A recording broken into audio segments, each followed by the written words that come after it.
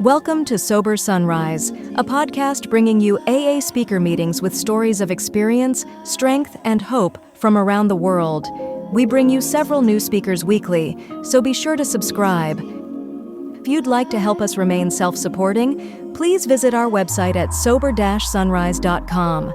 Before we begin today's speaker, a quick announcement. After months of work, we've released the new Sober Sunrise Companion app on the App Store. It includes the same daily Sober Sunrise speakers you already listen to, plus sober time tracking, daily pledges, favorite speakers, a support phone book for your sponsor and recovery circle, meeting tracking with reminders, and home screen widgets to help keep recovery close between meetings. We hope you'll give it a try. You can find the link in the episode description. Whether you join us in the morning or at night, there's nothing better than a sober sunrise. We hope that you enjoy today's speaker.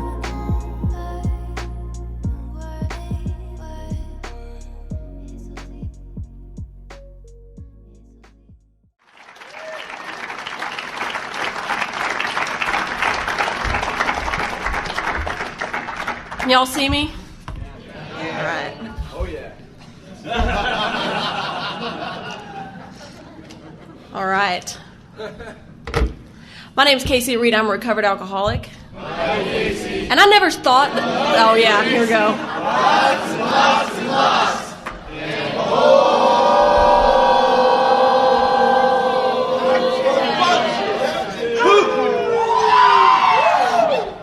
I never thought that I sound Southern until I came up here. I have people in Texas tell me all the time, well, you don't sound like you're from the South. I came up here and I stopped mid-sentence and was like, oh my God, I sound like I'm from Texas. forget about it. And I saw the t-shirts, the Wicked Soba t-shirts, and I was like, what the hell does that mean?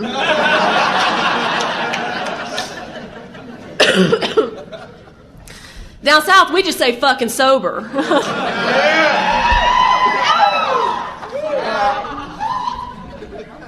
Okay. All right, so my sobriety date is May 31st of 2003. I got sober when I was 16. And my first drink didn't do... I remember when I felt the magic. It wasn't the first drink, but I remember specifically when I felt the magic. But even before I felt the magic, I still drank like an idiot. Even before I took a drink, I just had this notion it was going to be something good. And I went to this party when I was in high school, and I had a clear Diet Dr. Pepper bottle of tequila that I had stolen from my dad's liquor cabinet. And I remember looking at the girl next to me in the bathroom. See, I went to the bathroom to drink, which started this kind of pattern of showing up at places, going into the bathroom and drinking. I never quite wrapped my head around the people that stood around the keg with the red cups and just kind of sipped on their alcohol. Because I was drunk before I got to the party, and if I wasn't, the first question was, may I use your restroom? And then I went and took shots out of your little Dixie cups. Y'all know what Dixie cups are, right? Okay. And, well, who knows? Yankee cups, right. And I just drank by myself, and I looked at this girl, and I said, how much of this do I need to drink to get drunk? That's all I want to know. And, that night was, it felt a little different, but I specifically remember when the magic happened, and I was about a month in, and I was sitting in my house with my best friend at the time, who was far advanced in her alcohol and chemical career than I was, which made her super cool to me. And we were not sober at the moment. And she looked at me and she said, I have to show you something. I think you're ready. I got all excited, and she walked over to the stereo and opened it up and put a CD in and slid it in and turned on Waiting for My Ruka by Sublime. And all of a sudden I felt like my heart was moving to the beat. And I thought, oh my God, this is amazing. And it was the most amazing thing I'd ever experienced. And that's when the magic happened, because all this, and she looked at me and she was like, yeah. We were kind of stoners too. And I remember thinking that I had discovered this whole new world. Like she had just given me permission to enter this new world that I never knew existed, but I must have been looking for it my whole life because something righted right then that had been wrong for a very long time. And like most alcoholics, I grew up feeling like I wasn't a part of. I'm not good enough, I'm not tall enough, I'm not skinny enough, I'm not tan enough, I'm not blonde enough, whatever. Well, in the South, I'm not tan enough, I'm not blonde enough. You know, whatever it is that you have, I'm not enough of it. And if I was enough of it, I wouldn't feel the way I feel. And the thing is that I always was in the middle of everything. I had tons of friends. I was very popular. I was popular with the popular kids. I was popular with the jocks. I was popular with the geeks. I was popular with everybody. But I still never felt good enough. And so, I have this awful cough, which is just wonderful. And so something righted right then when that magic happened, and it was like I had found my niche in society. For the first time, I found something that I was good enough at, that I had a personality in, that I had an individuality in, that for the first time, and it did things for me nothing ever did. And I remember, you know, when Bill's story says I had arrived, that was one of the first things I think I circled in my big book. I had arrived. Because I specifically remember, I think this only happened in my mind, but I specifically remember showing up to a party and opening the door and walking in, and I specifically remember everybody in that party turning their head, looking at me and going, "KC's here." And it rippled throughout the whole house. "KC's here, KC's here, KC's here." And everyone was so happy to see me, and it was like, "Yay, KC's here!" And did that ever happen to anybody else when they went into parties? Yeah. I swear that's how I felt. And not even felt, like that's literally what I thought happened. I specifically remember everyone looking at the door and going, "Yay!" when I walked in. And to me, that was "KC's here." So I had been drinking for about 2 months before I was introduced to what the big book refers to as pitiful, incomprehensible demoralization. Quickly became my MO is just, I want to get drunk and I want to get drunk fast. And I knew nothing about alcohol at this age. And so I remember just asking my friend to get me some, and she said, "Well, what do you want?" I said, "Well, whatever will get me the drunkest the quickest." She's like, "I'll get you some Everclear." All right. So I get myself this bottle of Everclear, and it's New Year's Eve, and I go to the bathroom and I start taking straight shots of Everclear and feel like I'm drinking rubbing alcohol. And when I'm good and liquored up, I come out of the bathroom, and I just commenced to make a complete and utter fool of myself. And this happened every time I drank. I mean, I never had like the moment when I started being an idiot. I was an idiot every time I drank. Falling down, screaming, doing things that I wish I hadn't in the morning, making a complete and total fool of myself.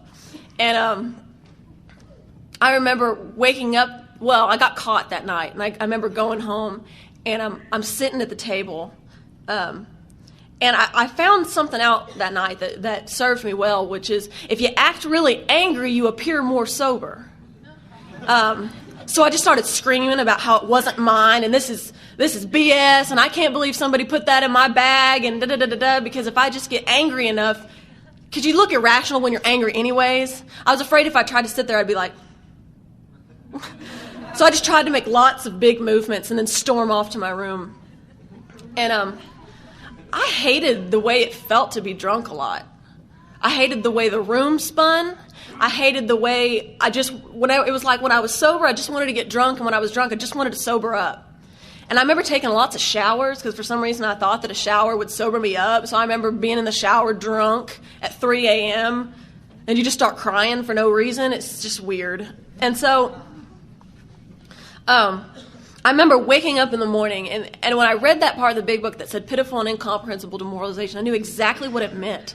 The big book speaks my language because the only way to describe that is when you wake up the morning after, and all you can think is this. There's not even any words for it. You put your head in your hands and you go,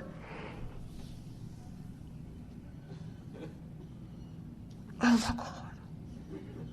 And there's no words for it. You put your head in your hands and you think,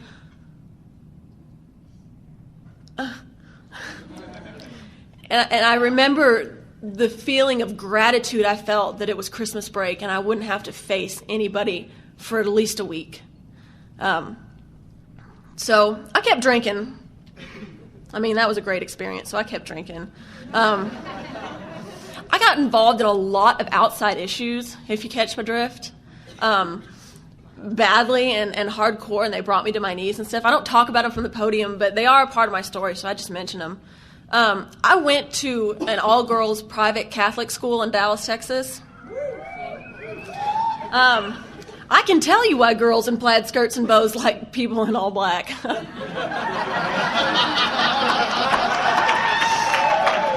Yeah. So this school, and I just became angry. Like I just became so angry at everything. I hated everything. And so I'm drinking, and I drink a lot. And this thing happens when I drink, which is I can't seem to get drunk enough. No matter how much I drink, I can't seem to get drunk enough. And I drink, and I drink, and I drink, and I tell myself, the next drink, and I'll be drunk enough. The next drink, and I'll be drunk enough. And I drink that one, and then I say, the next drink, and I'll be drunk enough. And I do that until I black out. And so that's how I drink, and it starts to cause all these problems. And I eventually end up getting kicked out of this private school because I threatened to burn it down. Well, actually, I was suspended pending a psychiatric review for something else that is not, which is a great story, but I can't tell it from up here.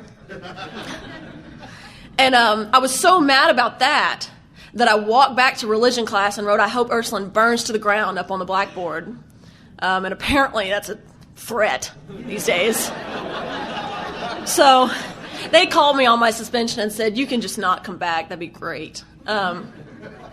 So I had been to Catholic school all my life, and I thought I was a badass, personally. I suspected I was brilliant, and I suspected that I was probably a badass. And so I went to public school. And I don't know how public school is up here, but there's a little thing we call DISD in Dallas. It's probably the worst school system you've ever seen in your life. And I remember walking in there and having the most complete culture shock of my life. And it was like putting jet packs on the back of the progression of my disease, because all of a sudden I realized, hey, nobody notices when you're not in school here. And so things progressively get worse to this point where I start skipping school to go get hammered. And it, you know, if you skip too much school, you're truant. And if you're truant, your parents find out, and then the shit hits the fan. And I just couldn't have that happen, because if it hit the fan, they were going to stop my drinking, and I couldn't let that happen. So I'm freaking out every day about, I'm balancing, like I can't do my homework, but I have balanced how many absences I have, how many fake notes from the doctor I can steal, and exactly how many absences I have left. So I'm doing that, and I would wake up every day and say, okay, I have to go to school today. I have to go to all my classes today, because if I don't, I'm going to be truant. My mom's going to find out. She's going to send me away. It's not going to be good. I have to go to all my classes today. And I couldn't make it. I could not make it through 8 hours of school without leaving. And I didn't have a car because I was too drunk to ever get a license. So I had a friend that had a car. And I would say every day, I'm not going to leave school today. And I would plan out trips. And see, I thought I was nuts, because I didn't realize that anything to do with drinking. I just thought that for some reason I couldn't control my physical behavior. I was like, I don't know why I can't stay in school.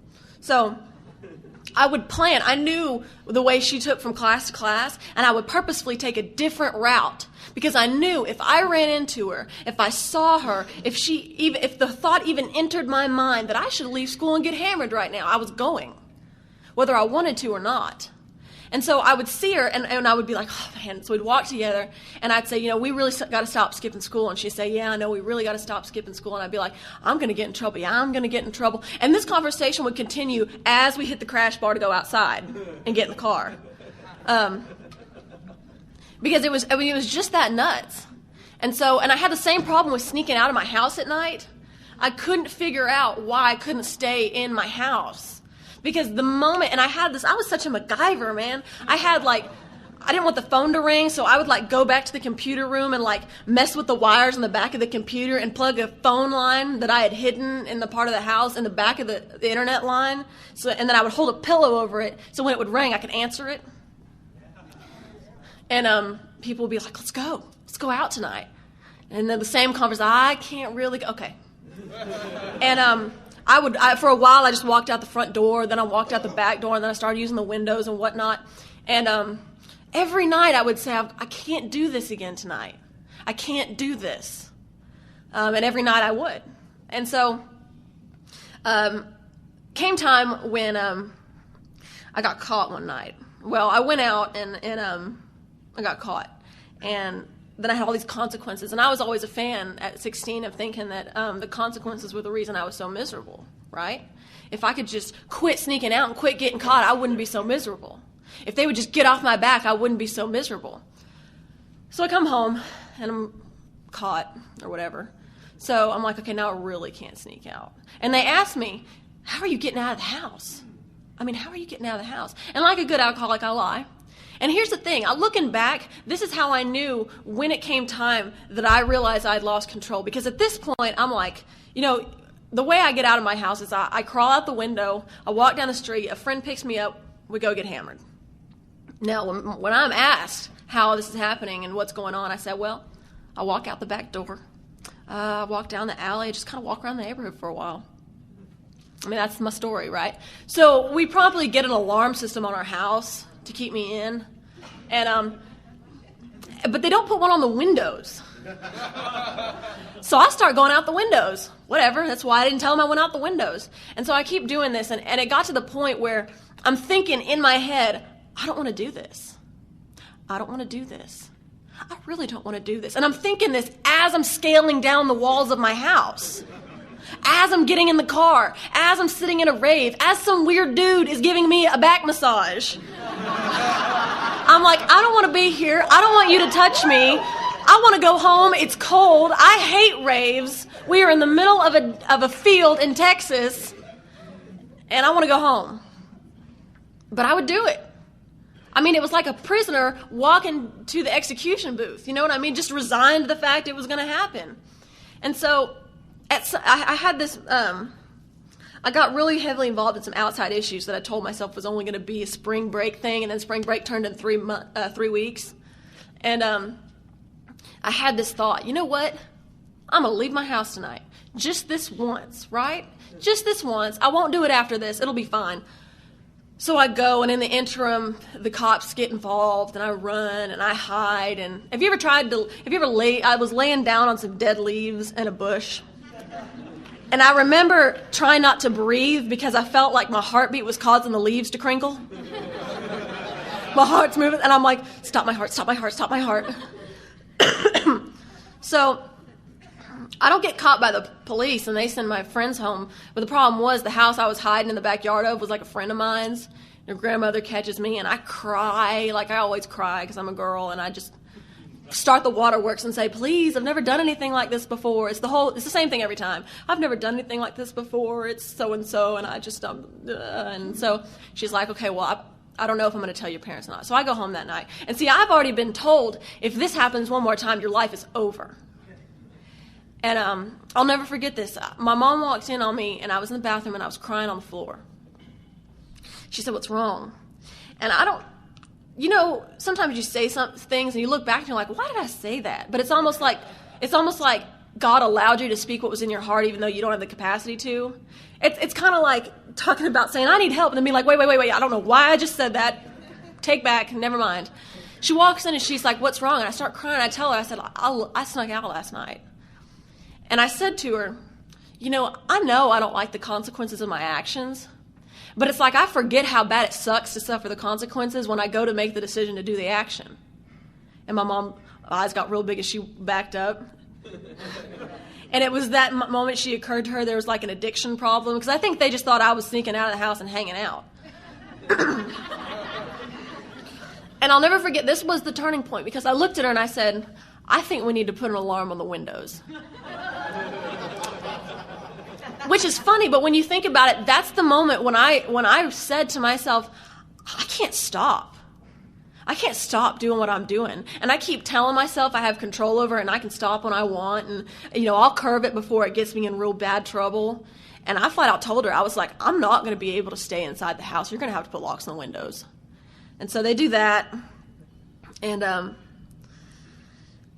everything's fine until I get drug tested.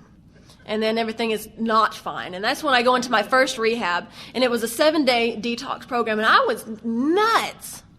Oh my goodness, I was crazy. I remember sitting in here and I remember specifically, you know how they do body checks, like when you go into a psych ward? They have to look at like every inch of your body or whatever, looking for scars and stuff. And so I remember standing there and having this moment. And it's like you're just standing there. There's nothing but, I used to wear like all this hemp jewelry. And so I'm standing there and this woman's looking at me and I've never felt so humiliated in my life. And she's looking at the bruises on my body. And she's looking at how I don't have enough weight on me. And she's looking at the scars on my wrists. And she's looking at me. Because I had recently locked all my hair off in a moment of thinking that I was going to shed some emotional baggage by cutting my hair. Or no, that wasn't until later. But I did do that. And I remember just having this moment. And I just started crying. And so I go in this place, and like at one point we were only allowed to use pencils, like these big charcoal pencils.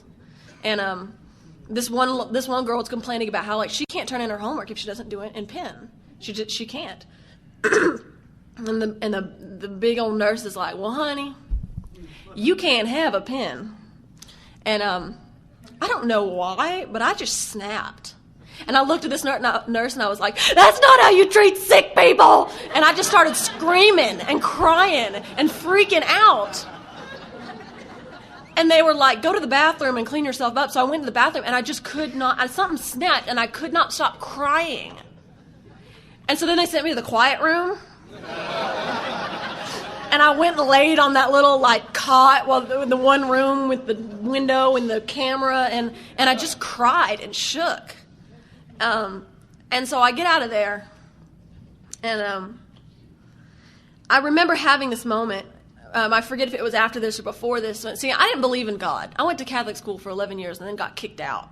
So I had a big problem with any sort of idea of God because the way I looked at it is God's a goody two-shoes and he wants to give me a bunch of arbitrary rules so I don't ever have fun. So I'm just not going to believe in God because that's stupid. And that's stupid. And I remember having this night when something happened, and I was laying on my floor, and I had another one of those breaks. You just break, start sobbing. And I was laying on my floor, and I just remember being in so much immense emotional pain. And I was crying and laying in the back corner of my office, in the fetal position. I specifically remember saying, God, I don't think you exist, but you've got to help me. And so, can't stay sober, not even for a day, not even for 8 hours to go to school. And things are just falling apart around me. My body's falling apart. Things are falling apart. And April 10th of 2003, I woke up in the morning, and it was supposed to be my first day back to school, and I get a phone call at 6 a.m., and it's my boyfriend at the time. And this was, the one, right? You always find the one when you're sick. And he says, Casey, I'm on an airplane, and I'm going to Utah, and I don't know when I'm coming back. Some men in handcuffs woke me up this morning and told me I was going away. And I lost it. My life was over at that point because that relationship was the only thing keeping me sane at that moment. Because I'd already been informed that I had to get sober. I mean, I'd been put in rehab. I'm out. I have to go to 90 meetings in 90 days. And now I don't have a boyfriend. And there were multiple times during that day I would be walking to school and I'd just fall. Like, I would just fall on the ground and start sobbing. And so I go to my first AA meeting, and I walk in, and I felt like I had walked into a scene from Fight Club, where he goes to all those, like, support meetings. It's dank. The walls are yellow. There's old men there. And I sit down, and I just started bawling. Because I had this whole plan for my life worked out. You don't understand. I thought everything was fine. As soon as I get old enough and people get off my back, it'll get better. I'll move to California, I'll open up a head shop, I'll live on the beach, and life will be great.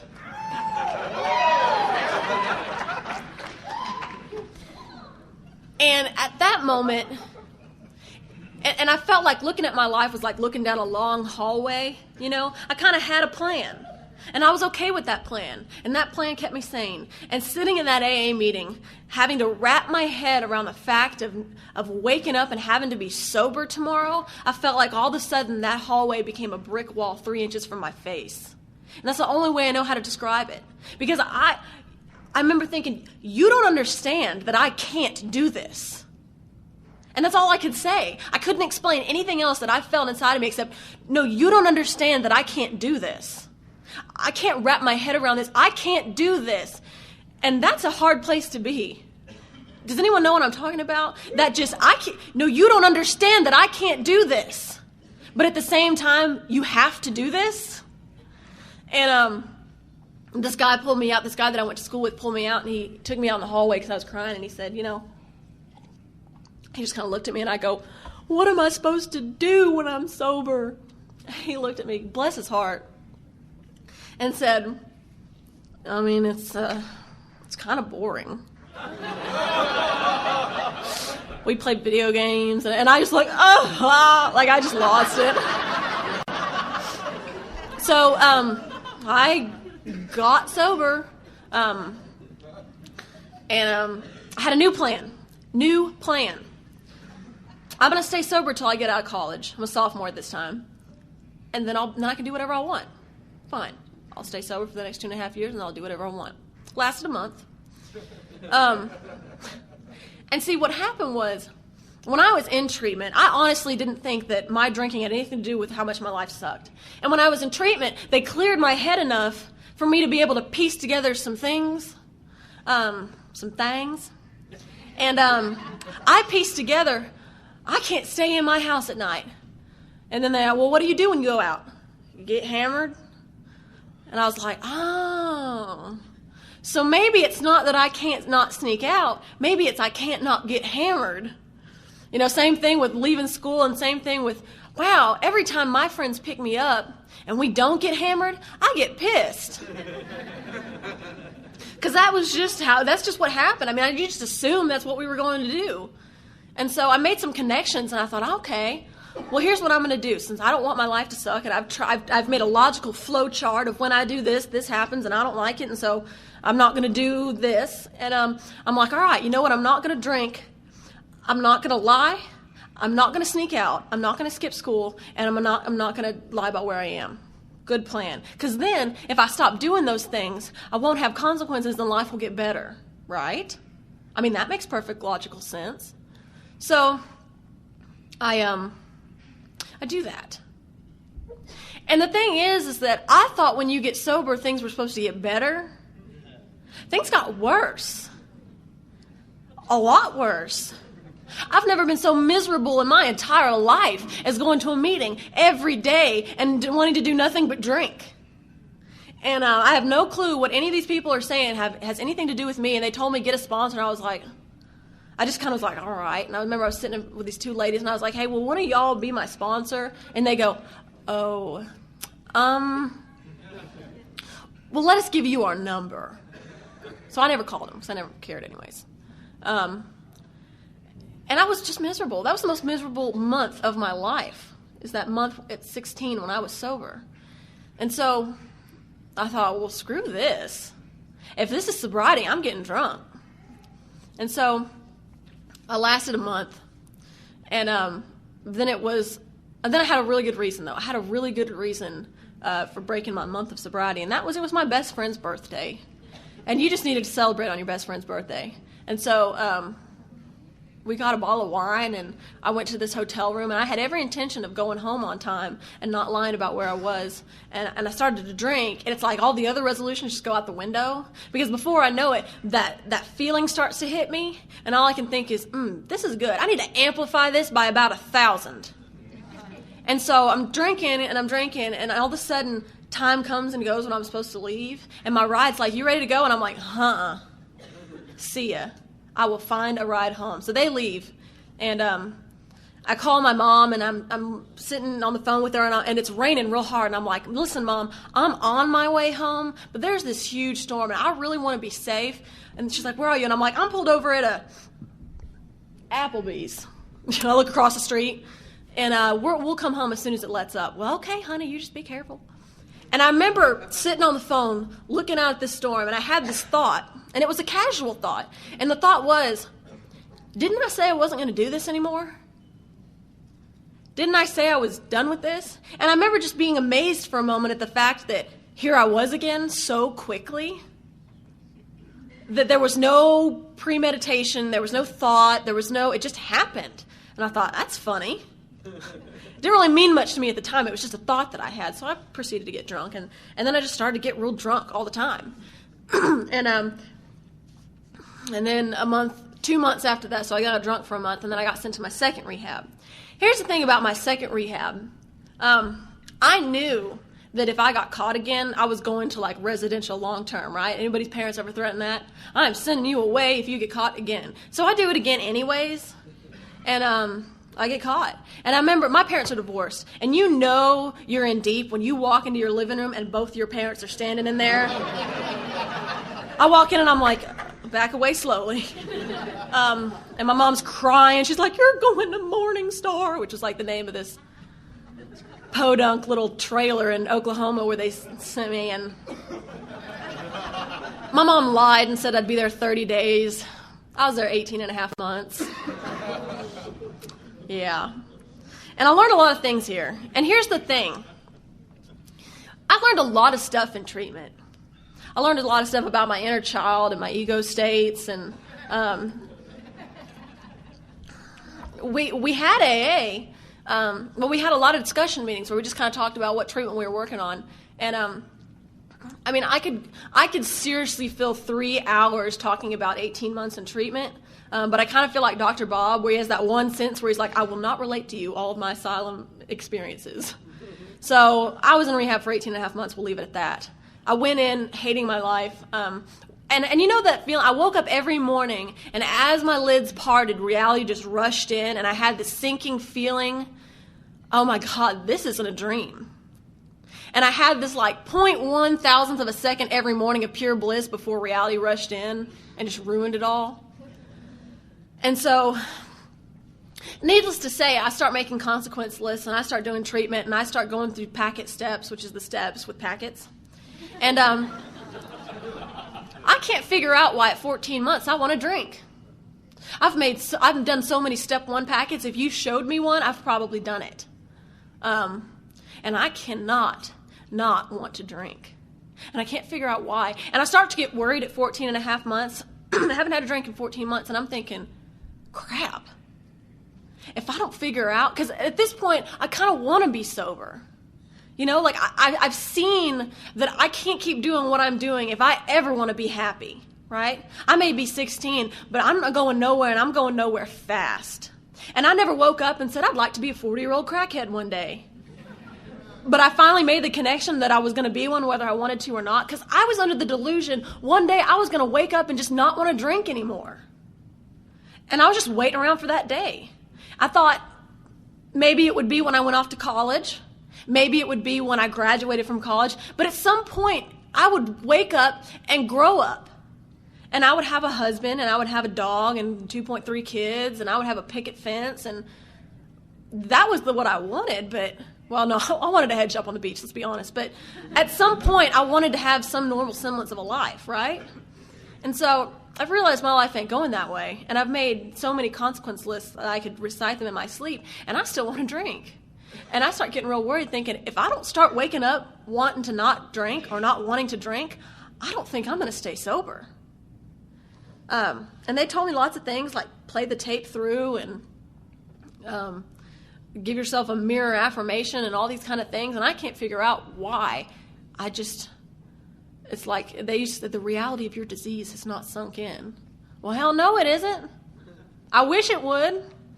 And I just want to change at this point. We had this prayer that someone gave me, and all I remember is the first line. It said, "Dear Lord, more than anything in the world, I just don't want to be sick anymore."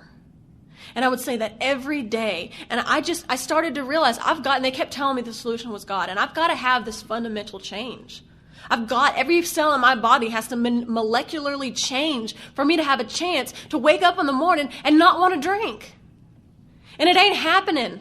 And I'm going all around and trying to figure out how to happen, and it ain't happening. And so it eventually happens. I have this change, and I leave wanting to be sober. But here's the thing. I leave wanting to be sober, terrified. I've got this fear in my heart that goes, I'm going to do it again. Or it's not really me, it's, you're going to do it again, aren't you? Yeah, you are. You're going to treat this like you treat everything in your life. I felt like I was on the first week of school in the assembly where you're all pumped. You're like, I'm going to get straight A's this year.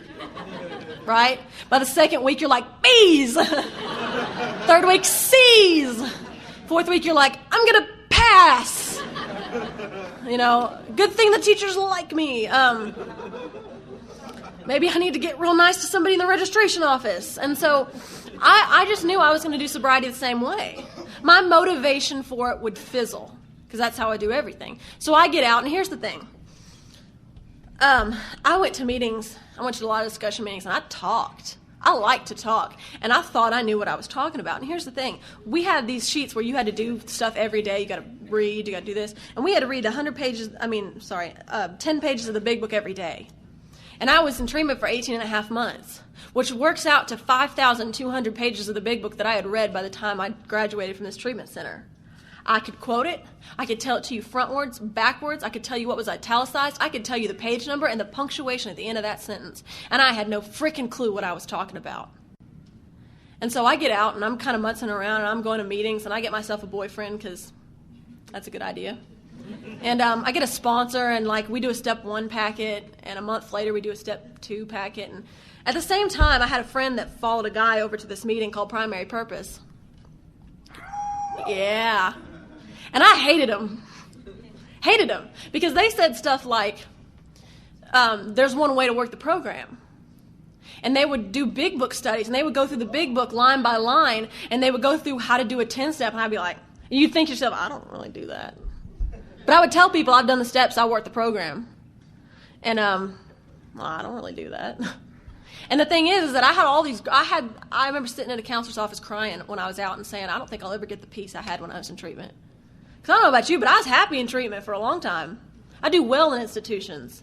And the thing is that they gave me all these tools to deal with the things that drove me nuts. The problem is, when I got out in the real world, those tools are stupid.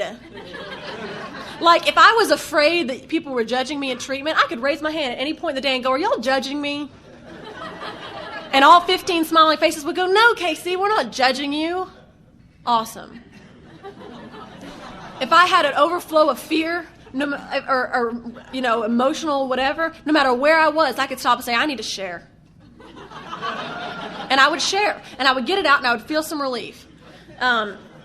If I was angry, everything. I had a tool for everything. But the thing is, you can't exactly stop in the middle of your senior year in school and go, are y'all judging me? So instead, the thought stays in my head and rattles around and makes me sick. Because I don't know what to do with it. And I'm convinced everything is about me in a bad way. Sometimes in a good way. And so I start going to Primary Purpose, and I don't like anything they say. And I think things like, well, you know what? My program works just fine for me. And there are as many ways to work the program as there are people in it. All these real cool things I've heard. And I think, you know what? You have no right to tell me how to work my program. My program works fine. And then I go home and cry.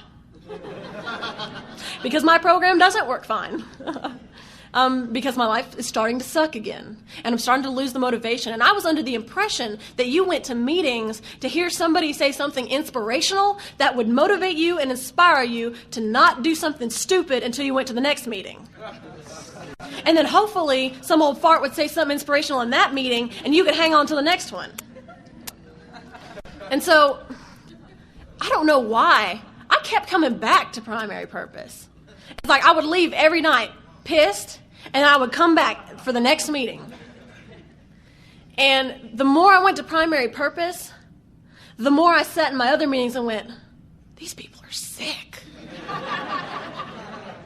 people talking about their bosses and their cats peeing on their carpet and their mother-in-law coming in for the holidays.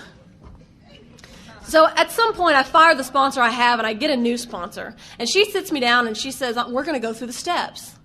I'm like, all right, cool. She tells me to, I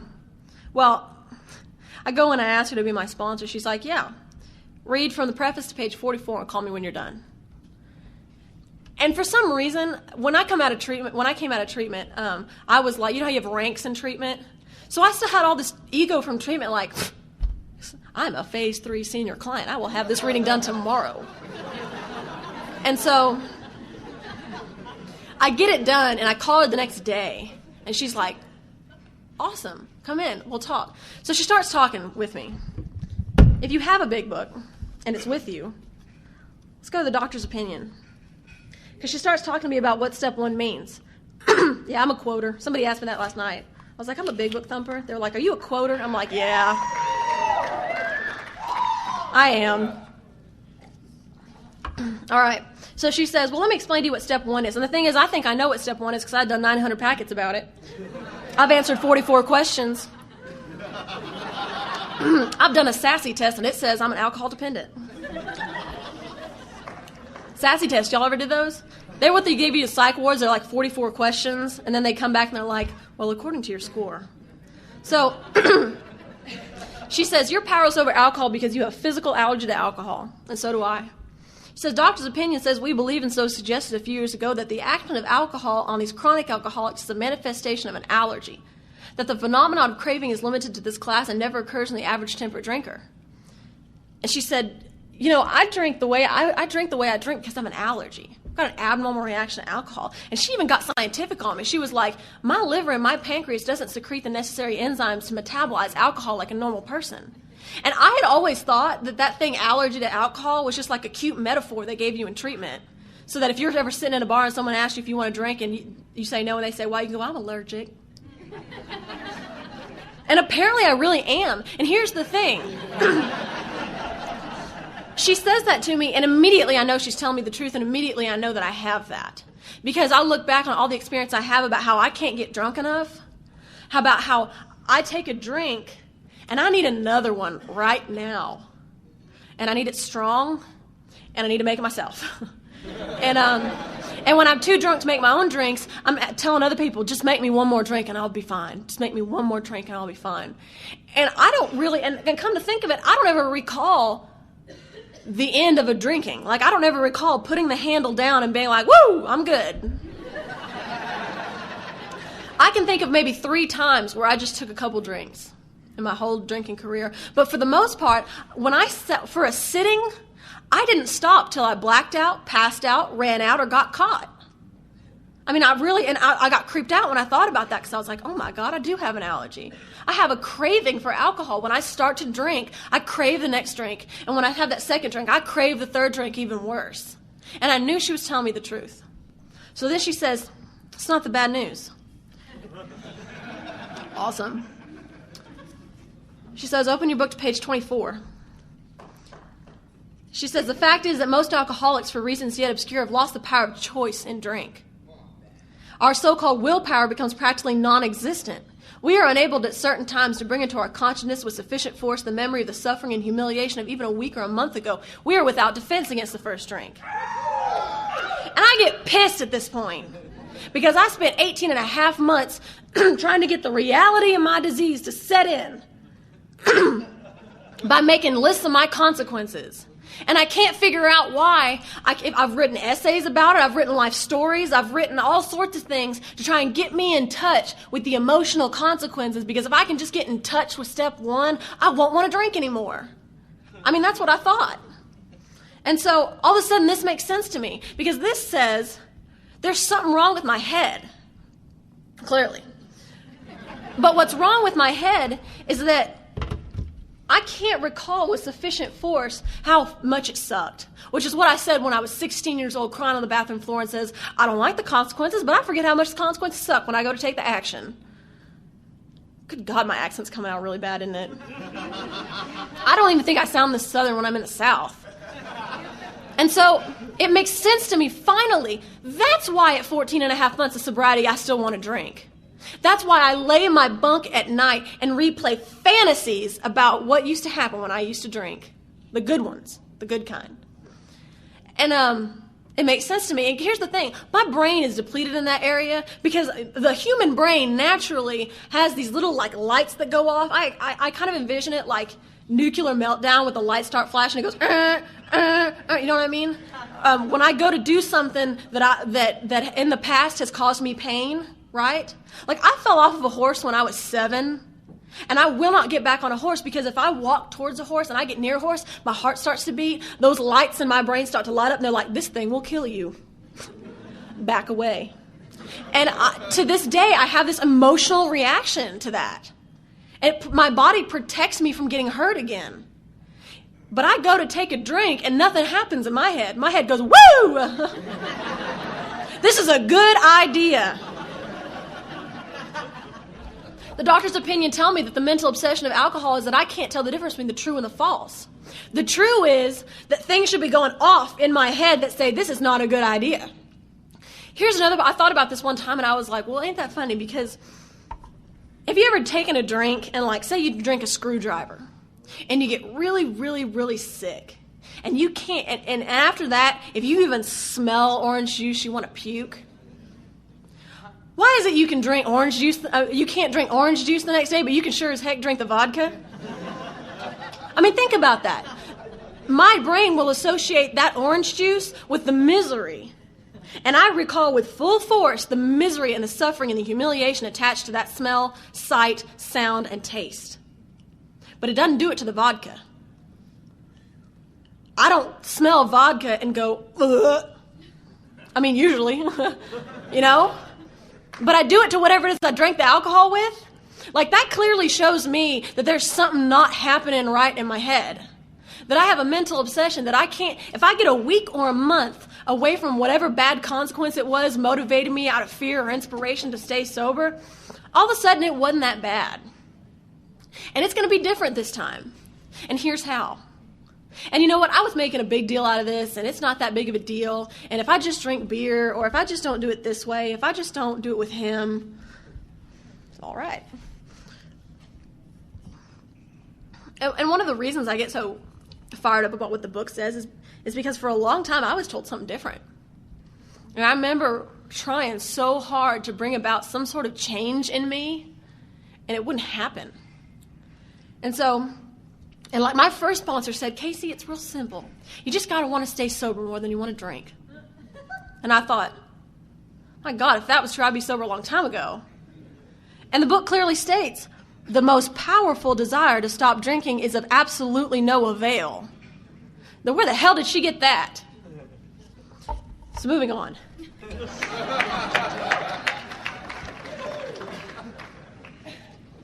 Step 2. Now, I spent a lot of time on step 2 in treatment, making higher power collages and listing the characteristics of my higher power. You know how miserable it is to be in a position where you know you're going to die, and you know the only solution is to believe in God, and you just don't believe in Him? You feel like you're trying to will yourself to believe in Santa Claus?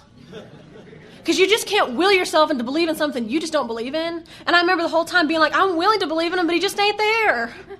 I mean, I'm sitting outside waiting for some fuzzy feeling to overcome me, and it ain't happening. Because I didn't understand that step 2 says that I came to believe that a power greater than myself could restore me to sanity. He could. If such a power existed, theoretically, He could restore me to sanity. I don't have to believe in anything in step 2. Step 2 is a simple conversation. How you feel about God? Pretty good. Okay. Moving on.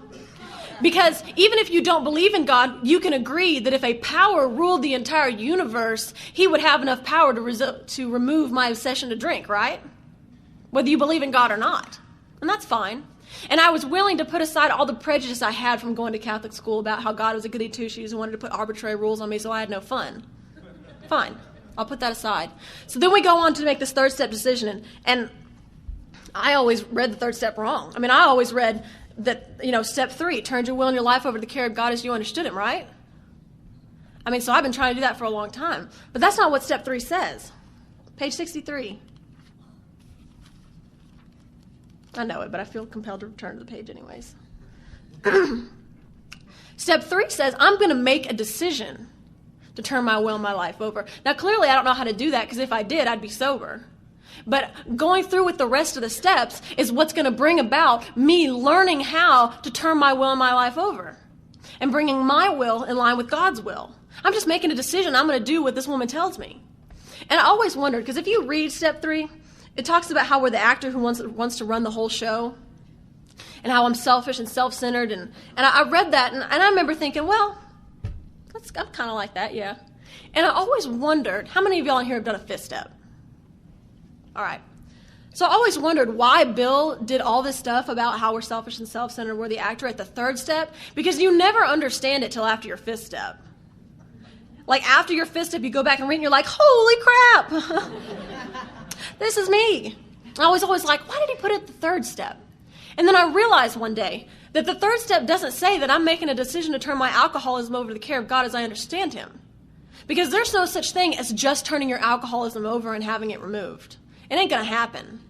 I have to turn over everything. And in order to turn over everything, I have to realize the ship is sinking.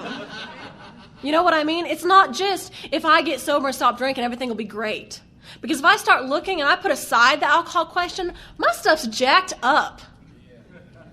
And I start reading about how he may be kind, considerate, patient, generous, even modest and self-sacrificing. All right? And about how, I still am trying to make arrangements, and I'm still trying to get you to do what I think you need to do for me to be okay. And sometimes I was malicious and sometimes I was sweet.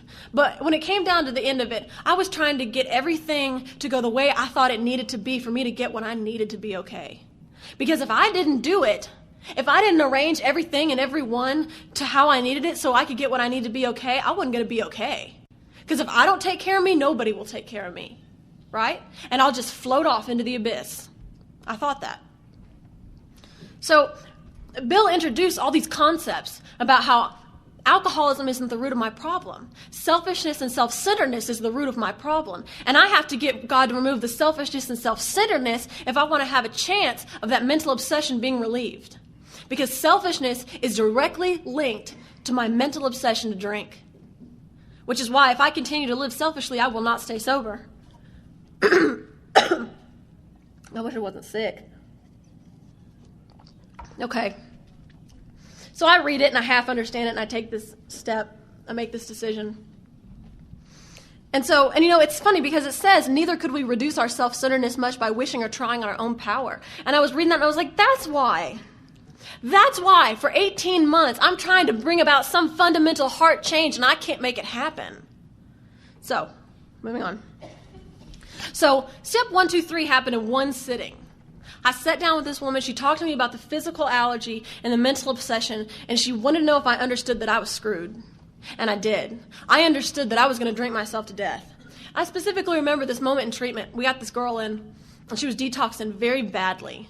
And, she fell out and started, having convulsions, and then she didn't know where she was, and then she thought she was 4. And, really, she was She thought she was really scared and freaking out and tweaking out, and then she hit her head, and then all of a sudden she was like, I'm 4. And they had to take her to the hospital. I was like, that was weird. So then we had this meeting, because when you're in treatment, you have to have meetings and process things. So we're going around the room in this dining room, and everybody's saying stuff like this. I just really got in touch with the reality of my drinking, watching her. The next girl goes, and she's like, I've never seen it from this side before. It's so horrific. The next girl's like, I'm just so glad to be sober. It makes me happy to be sober. And the next girl's like, I finally see. And I get to me and I'm like, I want a drink. She makes me want to take a drink. I see that she's experiencing something not in this reality and I want it. I want to suck it from her pores. And I know she's not enjoying herself. She's scared to death. She's in treatment, for goodness sake. And I know she's going to be here for a long time. And every day I walk around going, I'm happy to be sober. And I see this girl fall out, and I'm like, I want to get drunk. And at that moment, I stood up, and I walked down the living room, and I got on my knees, and I just started crying. And that was the moment it occurred to me. It was never going to get so bad that I was going to want to not drink. Because I kept waiting around for the bottom. One day, the consequences will get bad, and I'll just wake up. And I'll not want to drink anymore.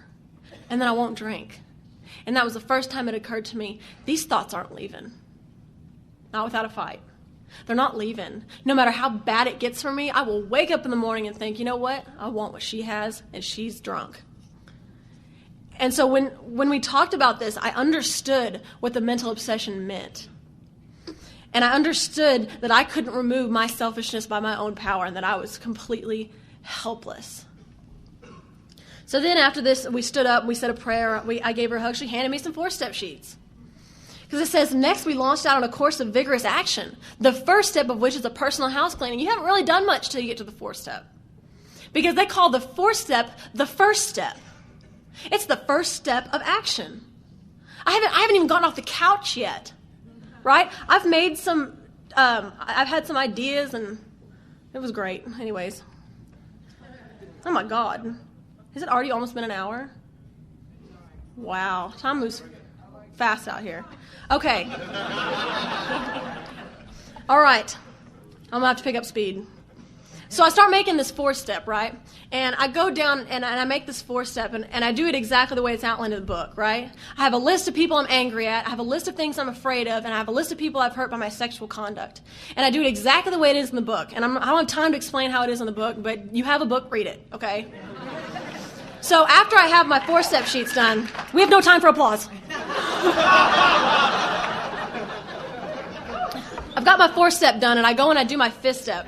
And I sit down, and I had a week to do my 4th step, by the way, and I got it done. I sat down, I do my 5th step, and instead of the first 5th step I did in treatment where she told me it was going to be okay, baby, it's going to be all right, patted me on the back, this girl looked at me and went, you are the most selfish, self-centered, egotistical, dishonest, and I had every defect on that, on every one. And I remember getting done with my 5th step and driving home and taking the corner to go to my house. I was driving up Midway Road, took a right on Forest, and it hit me. I am screwed up. Followed by a joy that I have never known in my entire life, and a thought that goes, and God can fix it.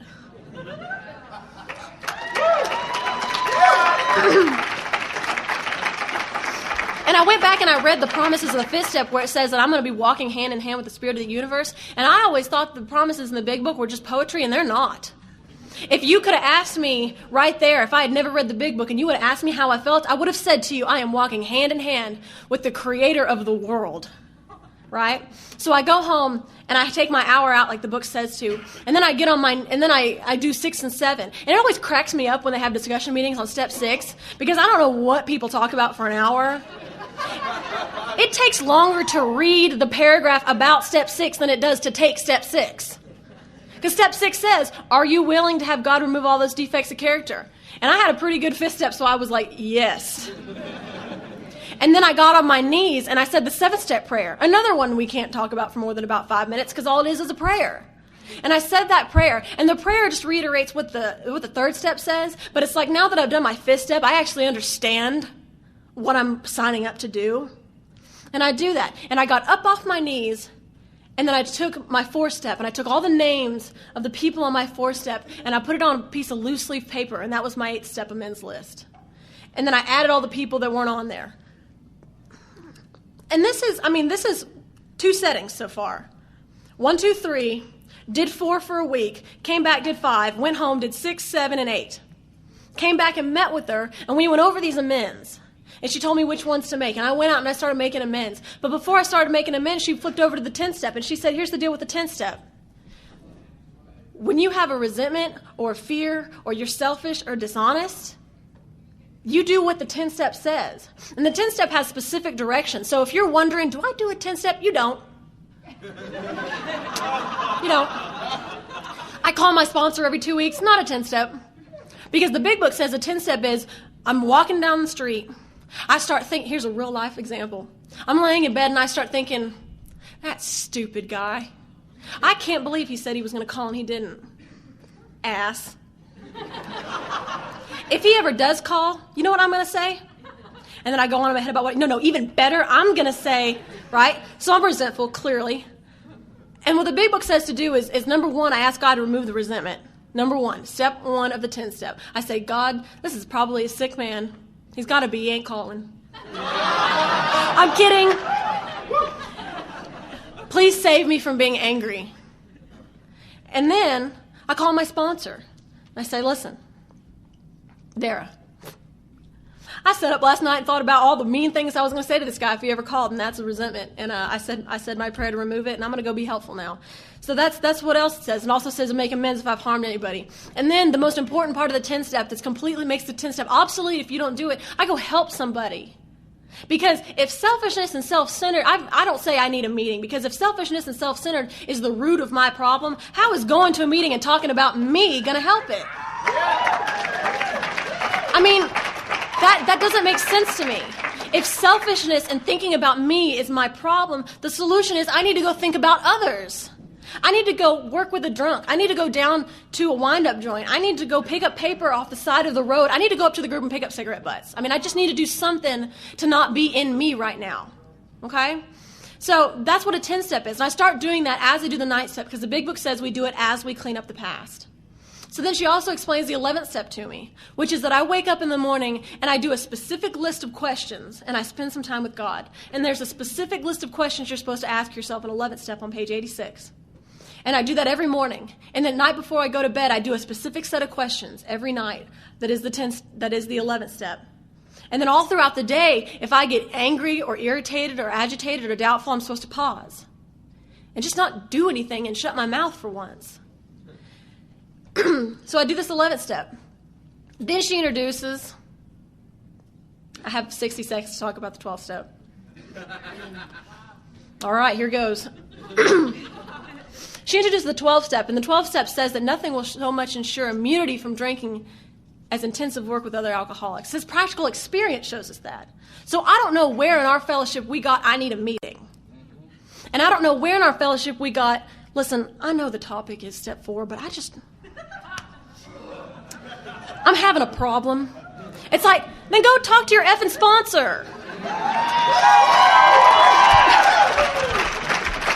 Because, and here's the deal. Here's the deal. The most important person is that person who's sitting in the meeting, detoxing, thinking, somebody better tell me how to not take a drink today. And here's I was talking with somebody last night, and here's the thing that we do sometimes, is that we have these meetings, and we walk out, we go, that was a good meeting. That was fuzzy, and that was spiritual. And a lot of times, see, it's not enough for a meeting to be solution-based. That's not enough. It can't be just solution-based, because everybody has a solution. Just because it feels warm and fuzzy doesn't mean you just walked out of a solution-based meeting. It means you walked out of a warm and fuzzy meeting. And here's why. When we share our opinions in Alcoholics Anonymous, it kills people. And here's how I know. 2 examples, real quickly. One, I told my story. I was doing the steps at a group in Dallas, and there was this woman who picked up a desire chip. And I got down, and I went and talked to her when I was done. And she looked at me, and she just had that look about her, that dead in the eyes, desperate to do something look. And I said, well, what do you think? And she's like, I hate this place. And I said, well, why? She goes, this was not my home group. She goes, I'm about to lose everything. I got here at 6:30 for the meeting before. I sat through the 6:30 meeting. I had to leave and go take a shot and come back because I can't stay sober. And she's never been to AA, so it was a miracle she said this. She goes, because the topic for the 6:30 discussion meeting was finances, like how to increase your earning potential or something. And she's like, I'm sitting in this meeting and I'm thinking, I don't need to increase my earning potential. I need to get sober.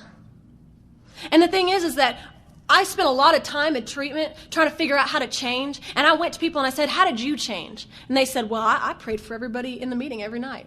So I went and did that and nothing happened. Happened for her, didn't happen for me. And then I went to the next person, well, what did you do? Well, I meditated for 30 minutes every day. So I meditated for 30 minutes, nothing happened. And the problem is, just because it happened for you doesn't mean that you should share it. Because you don't know it's going to be that way for everybody else. Now, I know for a fact that if it's in this book, it'll be that way for you. Because it was that way for 75 people who wrote it, and it's been that way for every person who has worked it exactly the way that it was written in this book. So even though I may have, and here's the other thing that gets me. Whenever I talk about stuff like this, there's always that one person that's like, well, Casey, because if it's not in the big book, I don't think it should be in a meeting of Alcoholics Anonymous. And there's people that come up to me and they say stuff like, well, you know what, Casey, you said 90 and 90 was BS, but you know what? If I hadn't have gone to 90 meetings in 90 days, I don't think I'd be sober today. And I'm like, great, God's working in your life. That's what that means. That's what that means. It doesn't mean 90-90 works. It means God is working in your life. Because if you walked into AA and for some reason, the reason a man hit on you was the reason you stayed around, that doesn't mean a man should hit on newcomers because that's how we stay around. That means God used whatever was in that room at that moment to keep you there.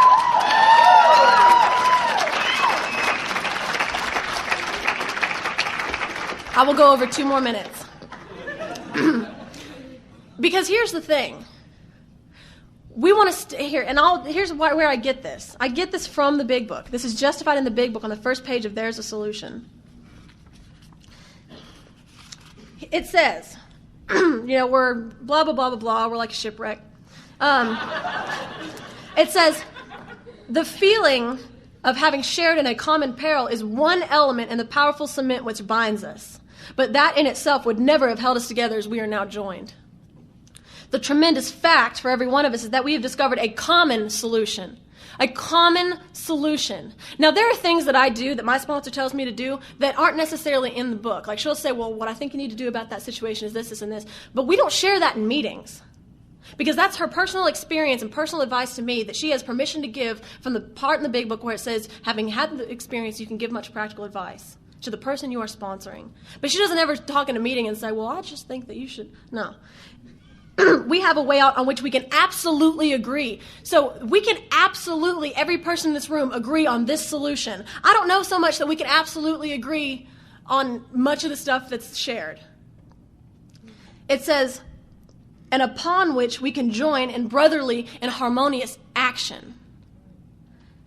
This is the great news this book carries to those who suffer from alcoholism. Because every time we go into a meeting and we start talking about ourselves, there is somebody sitting dying from alcoholism thinking, I wish this person would shut up. Because I just want someone to tell me how to not take a drink today. And that's what's important.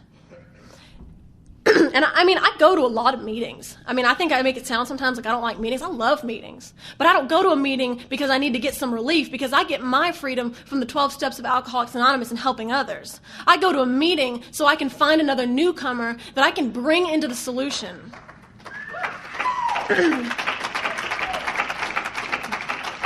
Okay.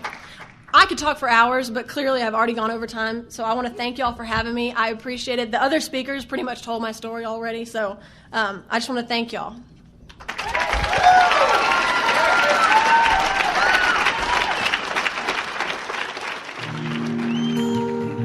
Thank you for listening to Sober Sunrise. If you enjoyed today's episode, please give it a thumbs up as it will help share the message. Until next time, have a great day.